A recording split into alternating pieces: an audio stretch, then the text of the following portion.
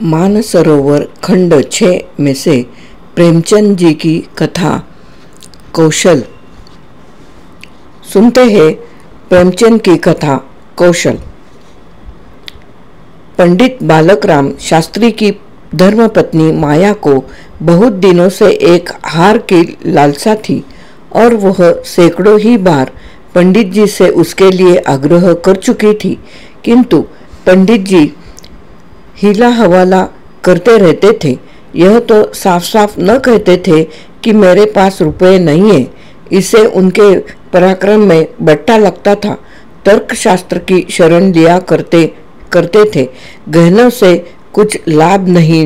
एक तो धातु अच्छी नहीं मिलती, उस पर सोनार रुपए के 8-8 आने कर देता है। और सबसे बड़ी बात यह है कि घर में गहने रखना चोरों को न्योता देना है। घड़ी भर श्रृंगार के लिए इतनी विपत्ति सिर पर लेना मूर्खों का काम है। बेचारी माया तर्कशास्त्र नहीं पड़ी थी। इन युक्तियों के सामने निरुत्तर हो जाती। पड़ोसिनों को देख देख कर उसका जी ललचा करता था। पर दुख किससे कहे। यदि पंडित जी ज्यादा मेहनत करने के योग्य होते तो यह मुश्किल आसान हो जाती, पर वे आलसी जीव थे। अधिकांश समय भोजन और विश्राम में व्यतीत करते थे। पत्नी जी की कटुक्तियां सुननी मंजूर थी, लेकिन निद्रा की मात्रा में कमी भी न कर सकते थे। एक दिन पंडित जी पाठशाला से आए तो देखा कि माया के गले में सोने का हार विराज रहा है। हार की चमक से उसकी मुख ज्योति चमक उठी थी। उन्होंने उसे कभी इतनी सुंदर न समझा था। पूछा, यह हार किसका है? माया बोली, पड़ोस में जो बाबूजी रहते हैं उनकी स्त्री का है। आज उनसे मिलने गई थी। यह हार देखा, बहुत पसंद आया, तुम्हें दिखाने के लिए पहनकर चली आई। बस ऐसा ही एक हार मुझे बनवा दो। पंडित, दूसरे की चीज नाहक मांग लाई, कहीं चोरी हो जाए तो हार तो बनवाना ही पड़ेगा, ऊपर से बदनामी भी होगी। माया ने कहा, मैं तो ऐसा ही हार लूंगी, 20 तोले का है। पंडित, फिर वही जिद। माया, जब सभी पहनती है तो मैं ही क्यों न पहनूं? पंडित, सब कुएं में गिर पड़े तो तुम भी कुएं में गिर पड़ोगी। सोचो तो, इस वक्त इस हार के बनवाने में 600 रुपये लगेंगे। अगर रुपये प्रति सैकड़ा भी ब्याज रख लिया जाए तो 5 वर्ष में 600 रुपये के लगभग 1000 रुपये हो जाएंगे। लेकिन 5 वर्ष में तुम्हारा हार मुश्किल से 300 रुपये का रह जाएगा। इतना बड़ा नुकसान उठाकर हार पहनने से क्या सुख। यह हार वापस कर दो, भोजन करो और आराम से पड़ी रहो। यह कहते हुए पंडित जी बाहर चले गए। रात को एकाएक माया ने शोर मचाकर कहा, चोर चोर, हाय घर में चोर, मुझे घसीटे लिए जाते हैं। पंडित जी हकबकाकर उठे और बोले, कहाँ कहाँ, दौड़ो दौड़ो।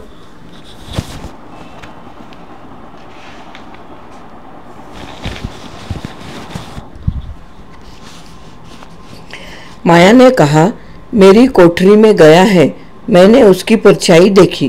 पंडित, लालटेन लाओ, जरा मेरी लकड़ी उठा लेना। माया, मुझसे तो मारे डर के उठा नहीं जाता। कई आदमी बाहर से बोले, कहाँ है पंडित जी, कोई सेंध पड़ी है क्या? माया, नहीं, खपरेल पर से उतरे हैं। मेरी नींद खुली तो मेरे ऊपर झुका हुआ था। हाय राम, यह तो हार ही ले गया। पहने सो गई थी, मुए ने गले से निकाल लिया। हाय भगवान। पंडित, तुमने हार उतारा क्यों न? उतार क्यों न दिया था? माया, मैं क्या जानती थी कि आज ही यह मुसीबत गिर पड़ने वाली है। हाय भगवान। पंडित, अब हाय हाय करने से क्या होगा? अपने कर्मों को रो। इसलिए कहा करता था कि सब घड़ी बराबर नहीं आती, न जाने कब क्या हो जाए। अब आई समझ में मेरी बात? देखो, और कुछ तो नहीं ले गया? पड़ोसी लालटेन लिए हुए आ पहुंचे।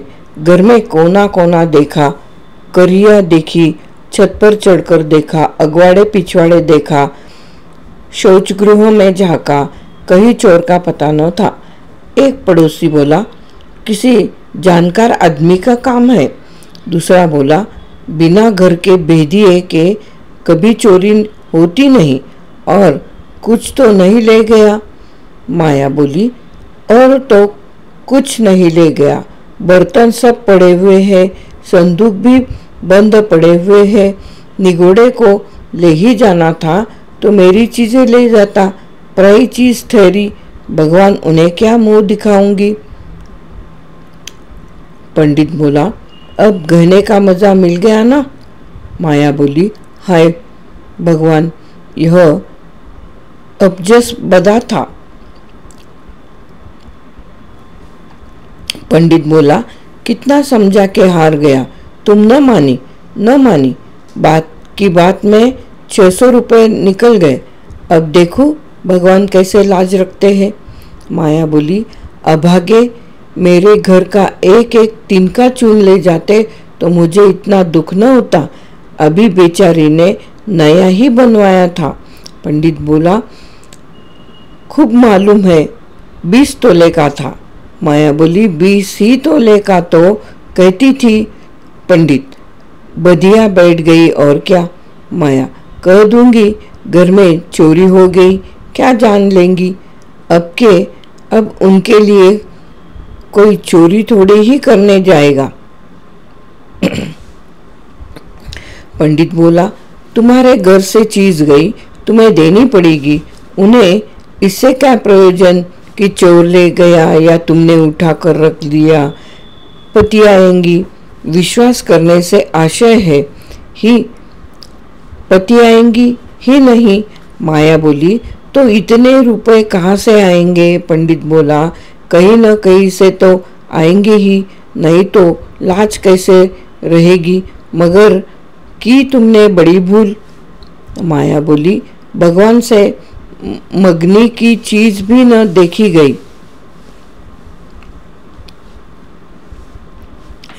मुझे काल ने घेरा था, नहीं तो घड़ी भर गले में डाल लेने से ऐसा कौन सा बड़ा सुख मिल गया। मैं हूँ ही अभागिनी। पंडित बोला, अब पछताने और अपने को कोसने से क्या फायदा? चुप होके बैठो। पड़ोसी से कह देना, घबराओ नहीं, तुम्हारी चीज जब तक लौटा न देंगे तब तक हमें चैन न आएगा। पंडित बालक राम को अब नित्य ही चिंता रहने लगी कि किस तरह हार बने। यो अगर टाट उलट देते तो कोई बात न थी, पड़ोसी को संतोषी करना पड़ता। ब्राह्मण से डांट कौन लेता? डांड यानी दंड कौन लेता? किंतु पंडित जी ब्राह्मणत्व के गौरव को इतने सस्ते दामों न बेचना चाहते थे। आलस्य छोड़कर धनोपार्जन में दत्तचित्त हो गए। 6 महीने तक उन्होंने दिन को दिन और रात को रात नहीं जाना। दोपहर को सोना छोड़ दिया, रात को भी बहुत देर तक जागते। पहले केवल एक पाठशाला में पढ़ाया करते थे, इसके सिवा ब्राह्मण के लिए खुले हुए 101 व्यवसायों में वह सभी को निंदनीय समझते थे। पर अब पाठशाला से आकर संध्या समय एक जगह भागवत की कथा कहने जाते। वहां से लौटकर 11-12 बजे रात तक जन्म कुंडलियां, वर्षफल आदि बनाया करते। प्रातःकाल मंदिर में दुर्गा जी का पाठ कराते। माया पंडित जी का अध्यवसाय देख देख कर कभी कभी पछताती कि कहाँ से कहाँ मैंने ये विपरीत सिर पर ली। कहीं बीमार पड़ जाए तो लेने के देने पड़े। उनका शरीर क्षीण होते देखकर उसे अब यह चिंता व्यथित करने लगी। यहाँ तक कि 5 महीने गुजर गए। एक दिन संध्या समय वह दिया बत्ती करने जा रही थी कि पंडित जी आए। जेब से पुड़िया निकालकर उसके सामने फेंक कर बोले, लो, आज तुम्हारे ऋण से मुक्त हो गया। माया ने पुड़िया खोली तो उसमें सोने का हार था। उसकी चमक दमक, उसकी सुंदर बनावट देखकर उसके अंतःस्थल में गुदगुदी सी होने लगी। मुख पर आनंद की आभा दौड़ गई। उसने कातर नेत्रों से देखकर पूछा, खुश होकर दे रहे हो या नाराज होकर? पंडित बोला, इससे क्या मतलब, ऋण तो चुकाना ही पड़ेगा, चाहे खुशी हो या ना खुशी हो। माया ने कहा, यह ऋण नहीं है। पंडित बोला, और क्या है, बदला सही। माया बोली, बदला भी नहीं है। पंडित बोला, फिर क्या है? माया बोली, तुम्हारी निशानी। पंडित बोला, तो क्या ऋण के लिए कोई दूसरा हार बनवाना पड़ेगा? माया, नहीं नहीं, वो हार चोरी नहीं हुआ था, मैंने झूठ मूठ शोर मचाया था। पंडित, सच? माया, हाँ, सच कहती हूँ। पंडित, मेरी कसम। माया, तुम्हारे चरण छूकर कहती हूँ। पंडित बोला, तो तुमने मुझसे कौशल मतलब चतुराई तो तुमने मुझसे कौशल किया था, मतलब चतुराई की थी। माया बोली, हाँ। पंडित बोला, तुम्हें मालूम है तुम्हारे कौशल का मुझे क्या मूल्य देना पड़ा? माया बोली, क्या? 600 रुपये से ऊपर? पंडित बोला, बहुत ऊपर। इसके लिए मुझे अपने आत्म स्वातंत्र को बलिदान करना पड़ा। पंडित बोला, बहुत ऊपर, 600 रुपये से ऊपर, बहुत ऊपर। इसके लिए मुझे अपने आत्म स्वातंत्र का बलिदान करना पड़ा। यहाँ पर मुंशी प्रेमचंद जी की कौशल नाम की कथा खत्म होती है। मुंशी प्रेमचंद की कौशल कथा यहाँ पर समाप्त होती है।